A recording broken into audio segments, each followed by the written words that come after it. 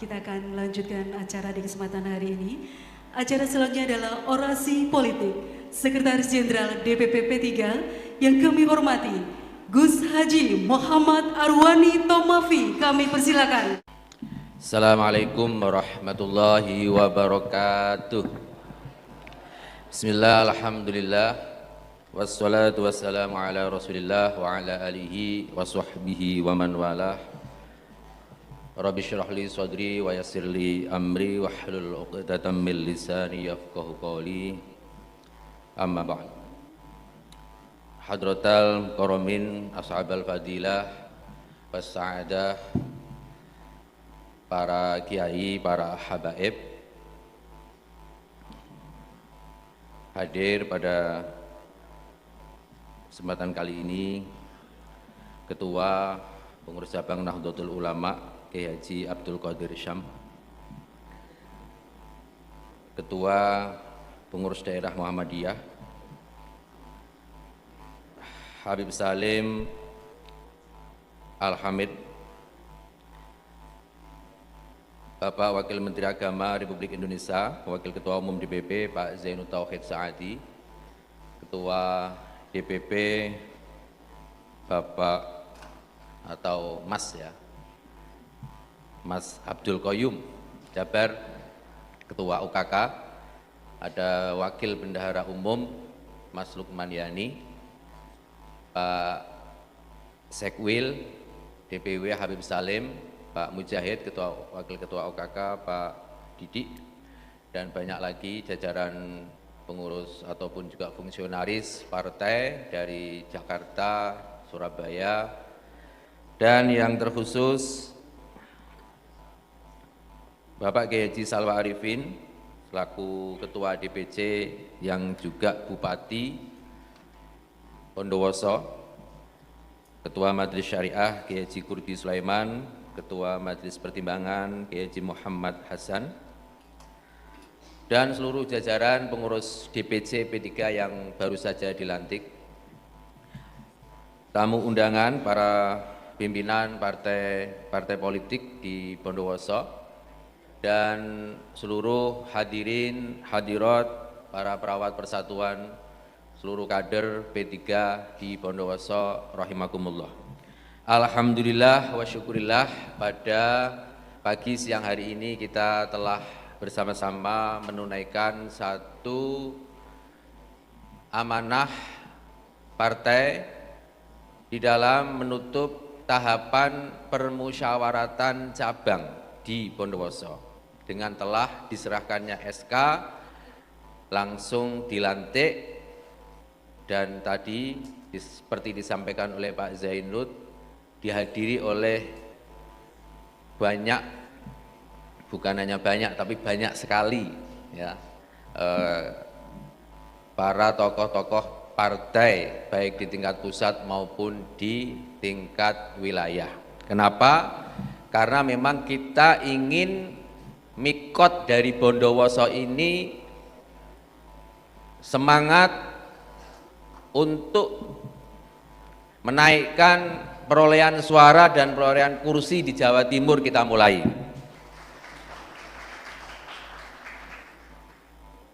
Makanya kita undang Wakil Menteri Agama, karena kita ingin memastikan mikotnya ini benar. Ya. Dan alhamdulillah kami merasa sangat senang, bangga kegiatan pada siang hari ini, pelantikan pada hari ini dihadiri langsung oleh Ketua PCNU Bondowoso. Kami sangat berterima kasih Pak Kiai. Laulal murabbi ma'araftu rabbi, laula Nahdlatul Ulama ma'arafna Partai Persatuan Pembangunan. Ya. Tanpa adanya Nahdlatul Ulama, karena deklarasi ataupun juga keputusan politik dari Nahdlatul Ulama pada saat itu, maka kita tidak akan pernah mengenal yang namanya P3 Partai Persatuan Pembangunan.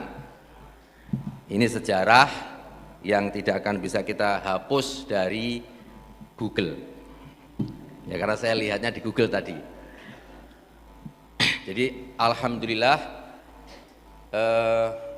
sebagai seorang anak, sebagai seorang santri ya, yang dilahirkan dari rahim Nahdlatul Ulama dan juga partai-partai Islam pada saat itu, Parmusi, Perti, PSII, Partai Persatuan Pembangunan akan terus berkomitmen melanjutkan apa yang menjadi harapan dari para ulama, harapan dari umat untuk memberikan warna dalam kegiatan pemerintahan di Negara Kesatuan Republik Indonesia. Pilihan untuk mewarnai adalah konsekuensi dari para ulama dan juga para tokoh bangsa ini di dalam memilih jalur damai, jalur as-sulh, di dalam kita mendeklarasikan Negara Kesatuan Republik Indonesia pada saat itu. Bukan dalam bentuk negara Islam, bukan dalam bentuk negara kerajaan, juga bukan dalam bentuk negara komunis ataupun ideologi-ideologi yang lainnya. NKRI kita pilih sebagai bentuk kesadaran dari kita bahwa jalur damai itu yang paling utama dan paling logis untuk kita pilih. Dan alhamdulillah ijtihad politik para ulama, para tokoh bangsa kita pada saat itu bisa kita rasakan puluhan tahun ini betapa kita di dalam melaksanakan kegiatan-kegiatan keagamaan kita bisa sangat leluasa. Pesantren-pesantren bisa leluasa menyelenggarakan pendidikan. Pengajian-pengajian tidak ada. Ramainya pengajian, ramainya maulid Nabi, ramainya sholawatan kayak di Indonesia itu tidak ada di dunia ini. Pak Zainud Tauhid itu 17 tahun jadi anggota DPR RI, sudah keliling lebih dari 200 negara. Kira-kira Pak Zainud ya? Kurang sedikit, mungkin 199 negara. Dari semua negara yang dikunjungi, nggak ada yang sebebas dalam mengekspresikan mahabbatur Rasul yang kayak di Indonesia. Sholawatan tiap pagi, siang, sore, malam. Ya, nggak pernah itu Bupati Bondowoso ngelarang mau sholawatan subuh, mau sholawatan jam 1 malam, nggak ada. Coba kalau Pak Kiai Salwa jadi bupati di Saudi Arabia.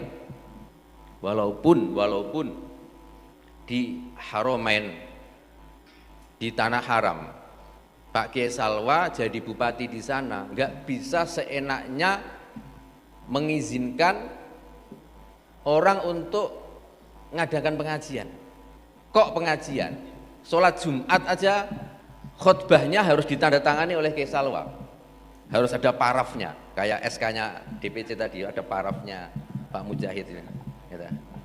Itu kalau di sana. Lah di sini coba khutbah, asal punya duit bangun masjid, ya toh?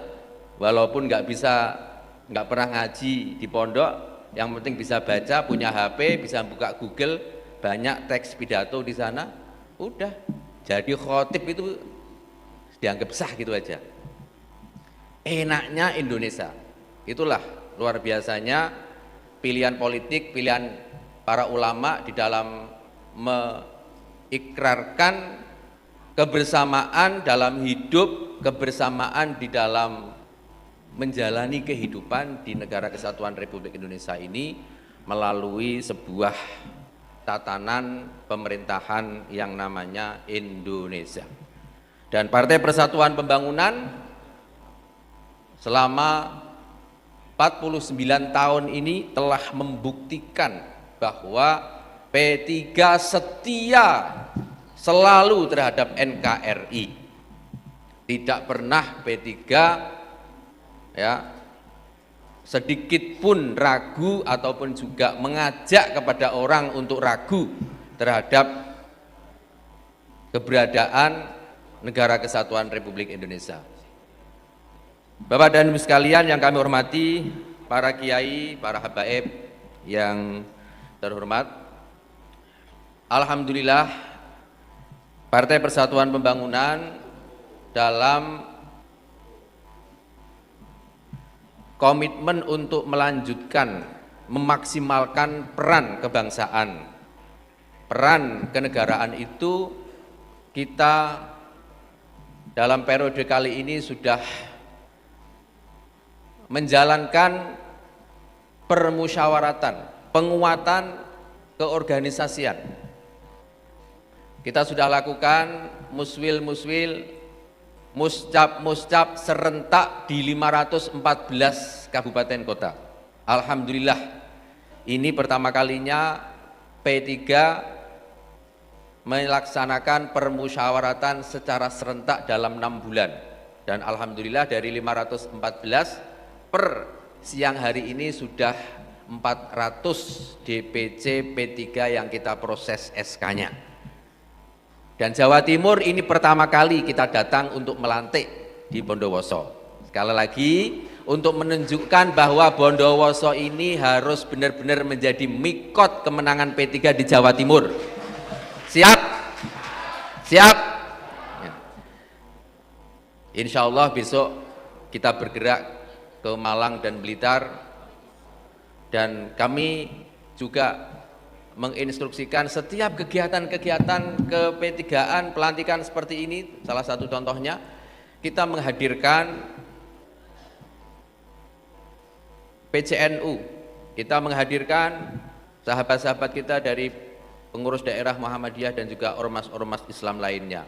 Kenapa? Seperti yang dinyanyikan oleh paduan suara tadi, bahwa P3 itu memang didirikan oleh partai-partai Islam, dan Partai Persatuan Pembangunan ya adalah satu-satunya partai yang ada di Senayan ini yang ADART-nya masih berkomitmen istiqomah untuk mencantumkan asas Islam.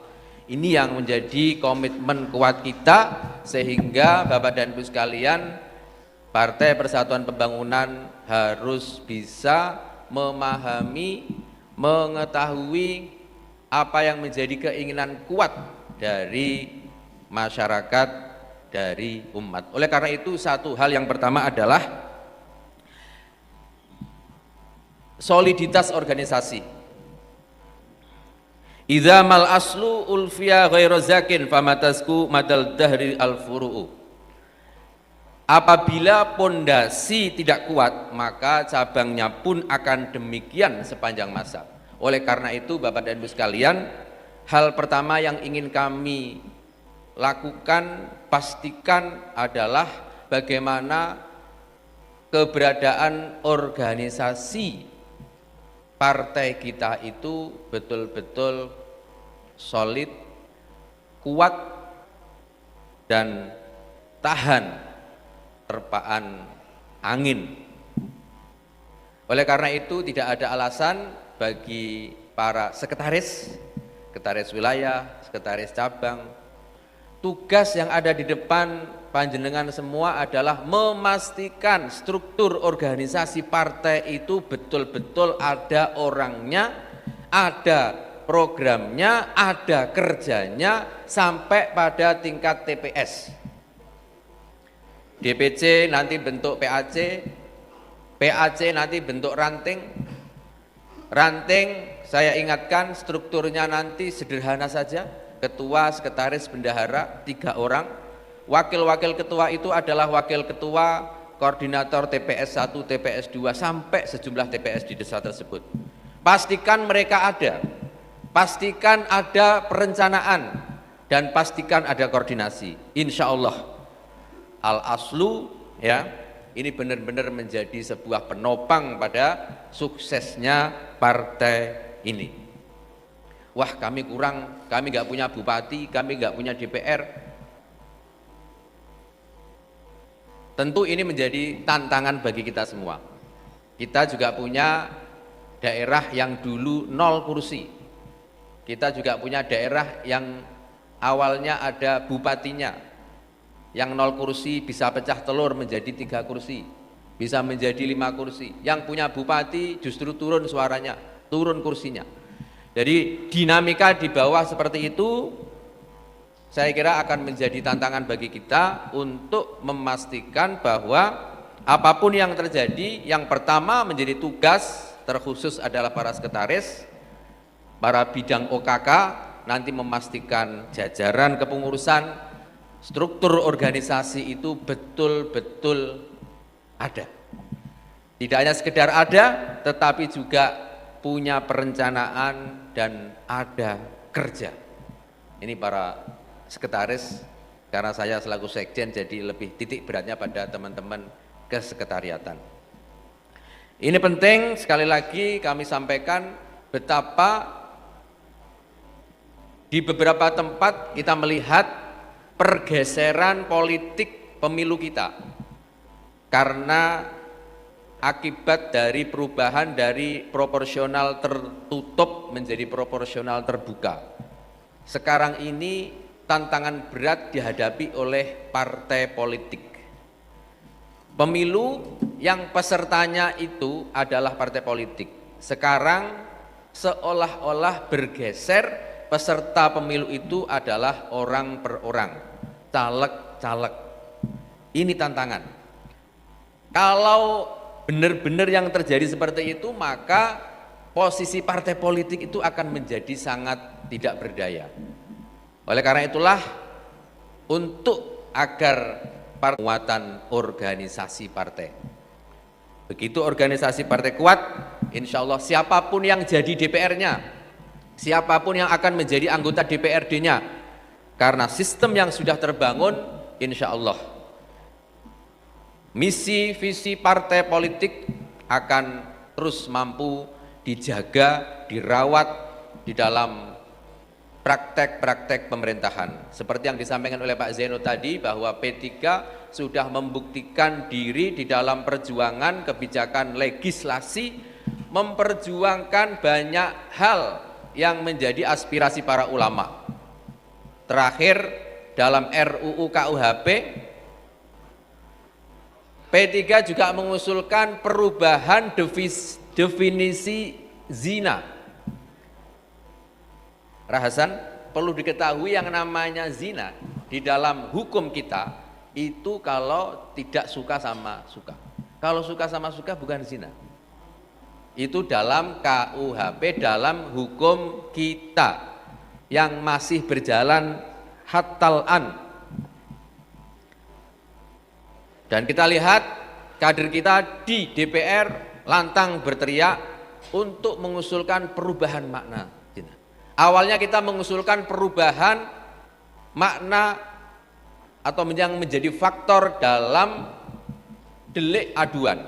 Kalau dalam hukum positif kita, delik aduan itu dalam konteks pidana zina adalah yang terkait suami istri. Kita usul pada saat itu pernah bukan hanya suami istri, tetapi juga teman sekantor, tetangga, saudara, kerabat, tetapi juga belum berhasil. Kenapa? Karena Partai Persatuan Pembangunan belum mempunyai banyak kawan, belum banyak mempunyai sahabat yang sevisi di dalam memperjuangkan warna-warna Islam, warna-warna keumatan di dalam kebijakan legislasi kita. Dan alhamdulillah dalam kebijakan legislasi RUU KUHP yang terkini ya, yang diwakili oleh Waketum Bapak Arsul Sani di Komisi 3 DPR RI, perjuangan untuk memasukkan pidana zina dengan perubahan definisi yang sesuai dengan apa yang kita yakini, yang kita pahami, sesuai dengan fikih kita, itu insya Allah akan segera bisa disetujui oleh DPR RI dan oleh Presiden. Kita doakan saja perjuangan teman-teman P3 di DPR RI bersama dengan seluruh partai itu bisa membuahkan hasil. Kita juga minta doa, minta dorongan kuat dari panjenengan para pimpinan kami di Nahdlatul Ulama, di Muhammadiyah untuk ikut mendorong seluruh kekuatan politik. Yang kedua, tidak ada yang mustahil di dalam politik. Menurut Pak Qoyum, politik itu adalah the art of possibility. Seni untuk melahirkan kemungkinan-kemungkinan. Jadi jangan pernah bicara tentang mustahil di dalam politik. Kalau orang mengenal kata mustahil di dalam politik, Kiai Salwa nggak akan pernah jadi bupati di Bondowoso. Karena secara matematika pada saat itu Kiai Salwa kalah jauh dengan pesaing-pesaingnya. Tetapi dengan kekuatan yang minimalis itu, alhamdulillah Kiai Salwa bisa terpilih menjadi bupati. Al-mustahilu sakhrotun solbatun tatakassaru tahta dorobatil azimah. Mustahil adalah batu keras yang pasti akan hancur oleh pukulan-pukulan tekad bulat kita, oleh pukulan tekad bulat seluruh kader Partai Persatuan Pembangunan. Hanya dengan itulah kemustahilan, kesulitan akan bisa kita hadapi bersama. Sehingga Bapak dan Ibu sekalian, semua bisa kita rencanakan, semua bisa kita diskusikan dengan baik, dan pada akhirnya semua akan bisa kita raih. Oleh karena itu, para pimpinan partai di daerah, di DPW, di DPC, buka ruang seluas-luasnya untuk berdiskusi, bermusyawarah dengan seluruh jajaran pengurus partai. Buka juga ruang diskusi, musyawarah dengan kekuatan-kekuatan di luar partai. Insya Allah Partai Persatuan Pembangunan akan besar. Insya Allah Partai Persatuan Pembangunan akan semakin mendapatkan simpati di mata masyarakat, di mata umat. Karena hanya dengan itulah kita seperti yang diwariskan oleh para kiai, para habaib, para ulama atas dilahirkannya P3. Kita dituntut untuk lebih maksimal dalam peran serta menghadirkan warna-warna keislaman di dalam kehidupan kita. Undang-undang, anggaran, semua. Tanpa kehadiran politisi-politisi dari santren, tanpa kehadiran santri-santri di parlemen, nggak mungkin ya, atau sulit kita akan bisa melahirkan kebijakan-kebijakan, program-program yang pro keumatan. Kami di Komisi 5, Bapak dan Ibu sekalian, alhamdulillah bersama dengan teman-teman fraksi lain bisa menggolkan kebijakan ataupun juga kegiatan berupa fasilitasi sarana sanitasi bagi pondok pesantren. Itu kan bagus. Kita akhirnya memanfaatkan anggaran itu untuk pesantren, untuk pendidikan. Ya. Walaupun kita tahu semua anggaran itu memang uang kita. Jadi APBN, APBD itu ya uang rakyat, uang umat Islam, uang santri-santri semuanya yang kembali lagi kepada umat. Jadi kalau Pak Kiai Salwa diamanati sebagai bupati, maka bagaimana menggerakkan, mentasarufkan semaksimal mungkin anggaran Bondowoso, anggaran bupati, anggaran Kabupaten Bondowoso itu untuk kemajuan pesantren, untuk kemajuan pendidikan, kesehatan dan lain sebagainya. Saya kira itu Bapak dan Ibu sekalian yang kami hormati. Sekali lagi terima kasih atas kehadiran, dukungan, support para habaib, para kiai, atas keinginan kita untuk membesarkan Partai Persatuan Pembangunan di Kabupaten Bondowoso. Insya Allah kebaikan-kebaikan ya akan tertular cepat ya kepada kita semua. Kebaikan-kebaikan yang ada di Bondowoso akan kita tularkan kepada daerah-daerah lain. Amin, amin ya rabbal alamin. Demikian, terima kasih Bapak dan Ibu sekalian, para kiai, para ibu nyai. Kami mohon maaf atas hal-hal yang kurang berkenan di hati Bapak dan Ibu sekalian.